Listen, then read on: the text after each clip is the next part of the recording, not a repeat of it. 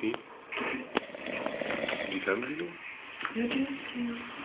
Was macht ein Kirchenältester, wenn er mit einer Körperhälfte draußen im Regen ist und mit der anderen im Klo steckt? Schreit er um Hilfe?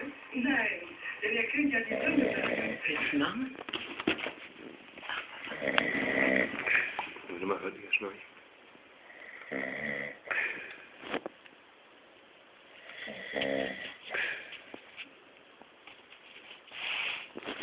Hi. Ist das jetzt auch wieder mit?